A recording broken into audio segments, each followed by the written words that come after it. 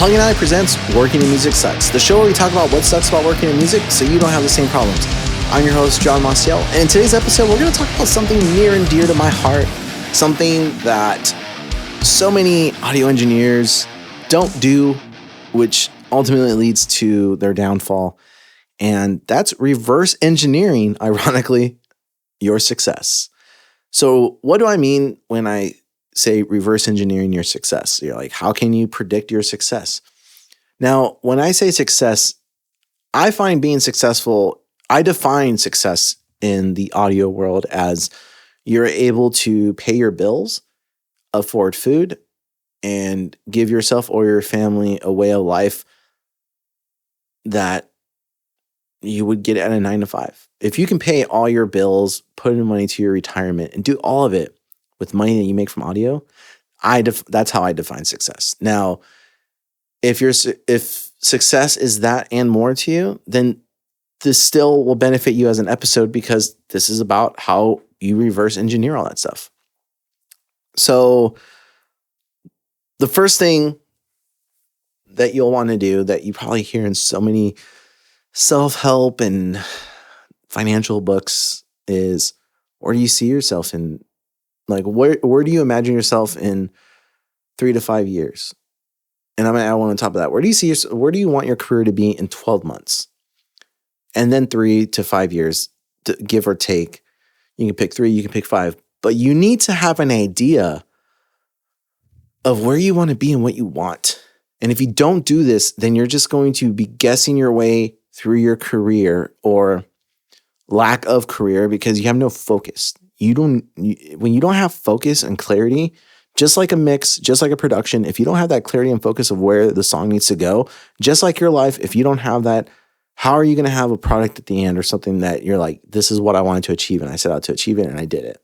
It's the same rules that we have to keep in mind. So the first thing I like to start off with whenever I think about this, and I like to do mine in a 12-month period. I do have some 5 and 10-year goals, but I like to think in terms of where do I want to be in 12 months?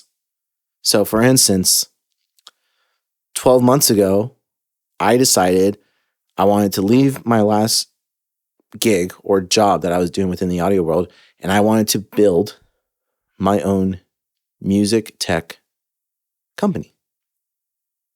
And by music tech, I mean music technology can incorporate education, media. I just wanted to be my own technology business and build it from scratch, which is no easy feat.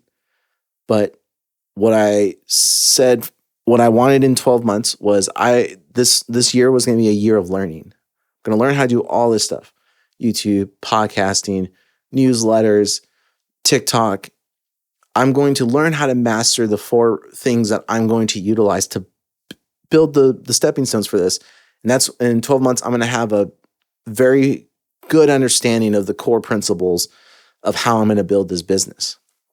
And I have done that for the most part. I've gone and gotten the basic education that I needed. So at the time of this episode,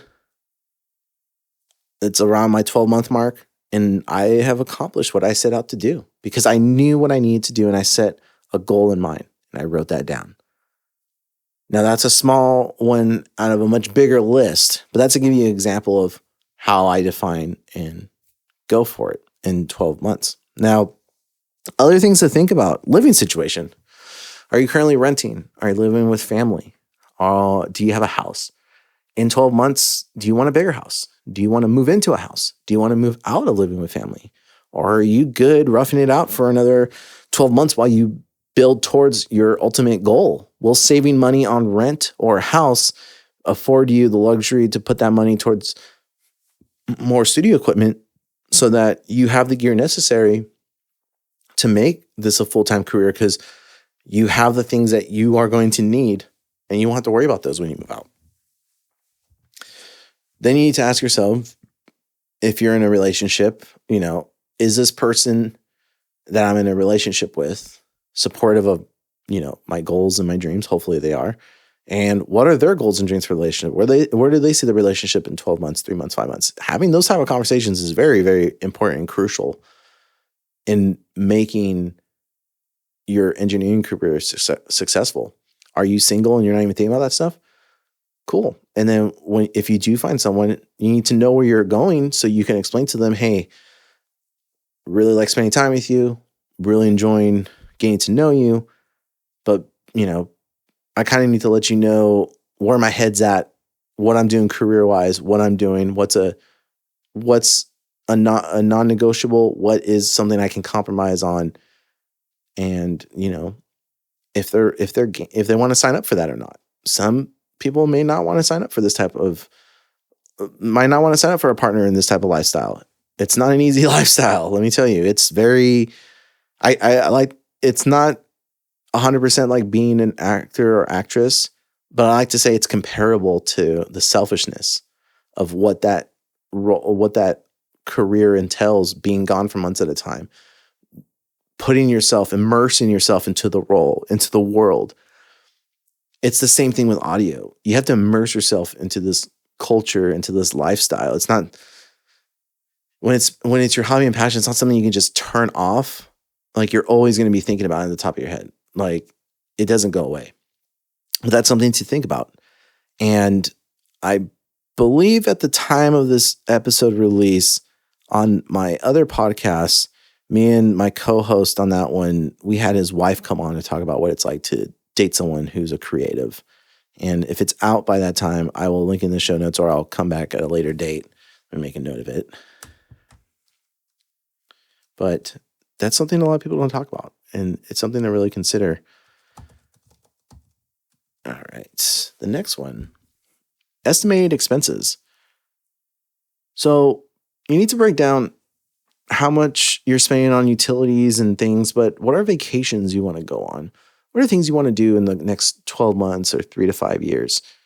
You need to put that number down, because you need to know how much your living situation is going to cost you, how much it's going to cost if you're in a relationship or not in a relationship. Your lifestyle expenses changes at that point.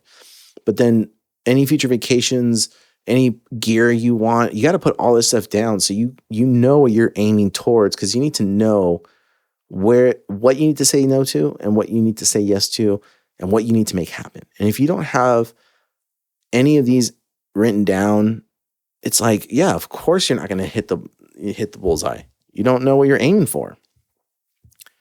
And it kind of goes with the next one, which is you got to think about retirement. As boring as that sounds, no one wants to ever talk about retirement. If you're working a job, you're probably putting money towards a 401k, a little bit of money towards retirement. But if your goal is to make this a full-time gig, you have to think about taxes and you have to think about retirement, and you have to put money away for those. And I'll do another episode, kind of the basics on what to think about. I'm not a tax expert or anything by any means, but I can give you kind of like a rough idea of the do's and don'ts so that you know what to do and not do and be prepared for. But you got to plan for retirement. You got to plan, okay, how much do I want to put away each year in my Roth IRA, and how much do I want to put into mutual funds or whatever, so that I can hit my retirement goal by this age in this year. Because if an artist isn't going to give you a budget to where you also putting money in for retirement and taxes, it's like, what are you saying yes to? Unless you have a very, very strong feeling that this artist might take it to the next level, it's like you're gambling with your future at that point. So you have to really think about this stuff. And then kind of mentioned dream gear already, but you got to really make a list of like, okay, my dream studio looks like this in 5 years. All right, you got to write that down, even though that's not going to happen in the next 12 to 3. But the reason you want to write that stuff down, not really the numeric value, but what you want, is so you know what you're building towards when you have those nights where you're working way super late into like almost early next day. And you're just like, is this even worth it? Is this all going to add up to something? And having like a dream board or something with all the gear that you're working towards, you're like, one day I'm going to have that console, or I'm going to have that rack of compressors. Like, I'm going to have that one day. Helps you just know what you're working towards. And if you're just like, I'm just working towards having a career, having a fake check that's like a 200K gross income salary on your dream board will help you just imagine like that reality happening and what you need to say yes and no to. And what does your ideal work week look like? So this one's kind of if you're going to be recording artists and bands, you're at the mercy of the artists and bands and finding a compromise on what time you're available and not available. Now, I will say when you're working with some bands and artists that are on labels, it's a lot easier to say we record between 9 and 5 and they're there by 9 to 5 to do work. Some may say, oh, we don't wake up until 10 or 11 or 12. Or you might be a producer engineer who's like, oh, I don't start until like 1. But you might have band members that are like, oh no, that's like way too late. Can we not start earlier? You got to find a compromise based on the work style. But when you're at that level, it's a lot easier. I've noticed with smaller bands, it can sometimes be difficult to get them there on time, no matter what time it is. So that comes down to professionalism, right? But are you a Monday through Friday 9 to 6 type of engineer? Like weekends are for the family. You're not working weekends. That's just not happening. That's why you have an assistant. Or are you, just a mix engineer? So you're like, oh, I can work between 10 and 5. I can mix records between 20 and 5, Monday through Friday, and they'll all get done on time because my system is in place. I'm good to go. But what does your ideal work week look like? And writing that down so you know what you're working towards. Like, yes, I have to work 12 hours now, but if I grow the business, I can afford to outsource so that I can work 2 hours less because I have someone else doing these edits or I have someone else doing this and that. Keeping that stuff in mind because thinking as a business owner, okay, I'm going to have to eventually do this to make this reality come true. Let's see. There's actually, I totally forgot. I'm glad I had this in my notes. There's actually a document that I use to help me figure out kind of how much I need to make for my projected next year. And it's like a very rough calculator. I'm going to put that in the show notes. If you're interested in that, you can download it and you can use it to kind of guesstimate where you kind of need to be to make your ideal, full-time or part-time move. Maybe you're not ready to maybe your goal is in 3 years to do audio full-time, but in the next 12 months, part-time, where you're working Friday, Saturday, and Sunday on making records, or Saturdays and Sundays, you're doing weekend records. And then Monday through Friday, you're doing, you go to work. And then once you're home, work on records for like 2 to 3 hours in the evening. They're done by the following week. Maybe you're doing that type of thing. There's no right or wrong answer. It's really, what do you want to do? And mapping out, how am I going to reverse engineer the success? Now, let's say that's like the basics of success, right? Now, if you are full-time and you're like, I want to be a Grammy-winning mixer, I want to have a Billboard charting song, then your list of what you need to do changes, your networking changes, who you need for management changes, what kind of bands you're bringing in changes. But it's all the same principles. Like, what do I want to do? Who are these bands managed by? Who can I get in contact that works at these management companies? Are they on Twitter? Are they on Instagram? How can I slowly start getting in their world so that I can eventually, if a conversation or a lead were to present itself, I can jump on that opportunity to make these goals and dreams happen. Everything at that level and stage will come down to networking and skills. If you put out a record and it's good enough, you might get, some attention coming your way so that you can do that. Or you build relationships to where someone sees that this person's hungry, maybe we give them an opportunity. But it's all the same thing. It's reverse engineering. Where do you want to be and how do you get there? And what steps you need to take? And really taking the time to think this stuff out. And it sounds easier said than done. And I know from experience, sometimes it's taking me like a couple of weeks to like, okay, this is how I'm going to do this thing. But I need to take care of these first 3 phases before I get to phase 4.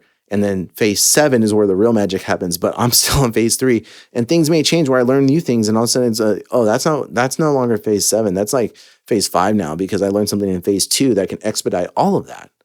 So reverse engineering where you want to be and knowing how much you need is going to help you so much in making the right yes and no decisions that you're going for. Because if you don't know this stuff, you're just guessing. And if you're guessing, you're going to drive yourself insane by wondering why aren't things working out. It's because you don't know what opportunities or what artists and clients and bands to say yes and no to. You're guessing your way through it. So no wonder you're just disgruntled and not happy, and no one is happy being around you either, because it's not a good time. The vibe, it doesn't pass the vibe check. So if you found value in this episode, if you found it helpful, if you have a friend that might find value in it, if you could share it, I'd really appreciate it. And if you want to keep this conversation going or talk about anything music related, there's a link to the Plugin Alley Discord server in the show notes. And until next time, remember, with everything you learned in this episode, working in music doesn't have to suck. I'm your host, John Maciel. Until next time, friends.